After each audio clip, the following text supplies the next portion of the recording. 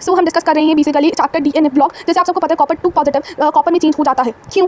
क्योंकि वो positive show कर रहा है हमारी रिएक्शन को। अगर रिएक्शन पॉजिटिव होगी इसका मतलब रिएक्शन होगी। अगर sum of sublimation energy plus ionisation energy higher है और एक्सीड कर रही है हाइड्रेशन एनर्जी को, इसका मतलब जो कॉपर 2 पॉजिटिव है वो अनस्टेबल है और कॉपर जो है वो स्टेबल कन्फिगरेशन में आता है। अब जैसे E0M+2 Mn highly negative show कर रहा है, इसका मतलब जो रिएक्शन होगी वो नहीं होगी, पॉसिबल नहीं है रिएक्शन। इससे पता लग रहा है सम ऑफ सब्लिमेशन एनर्जी और हायर आयनाइजेशन एनर्जी बहुत कम है और hydration energy does not exist, मतलब आयनाइजेशन एनर्जी एक्सीड नहीं कर रही है। इससे पता लग रहा है Mn+2 में स्टेबल कन्फिगरेशन है और हमें ये भी पता होना चाहिए जो Mn है वो हाफ फिल्ड कन्फिगरेशन को फॉलोड आउट करता है। अब अगर मैं बात करूँ स्केनियम जो एक्सिस्ट करता है +3 स्टेज में एक्सिस्ट करता है क्योंकि उसके बीच में जो गैप होता है बहुत कम होता है और वो फुली फिल्ड कन्फिगरेशन शो करने की कोशिश करता है। अब अगर जैसे फर्दर बात करूँ why copper is unable to produce of hydrogen on reaction with acid. Copper जब एसिड के साथ रिएक्ट करेगा कभी भी H2 नहीं रिलीज करता क्योंकि ये नॉन स्पॉन्टेनियस रिएक्शन है। Delta G = -NF standard potential के। अब copper will not undergo oxidation to form copper +2 because can't reduce give hydrogen. Basically ये रिएक्शन ही नहीं होगी। कॉपर कभी भी फॉर एग्जांपल कॉपर कभी भी किसी भी एसिड के साथ रिएक्ट ही नहीं कर सकता, जिसकी वजह से ये तो नॉन स्पॉन्टेनियस रिएक्शन है और ये हाइड्रोजन गैस रिलीज आउट नहीं करेगा। ठीक है।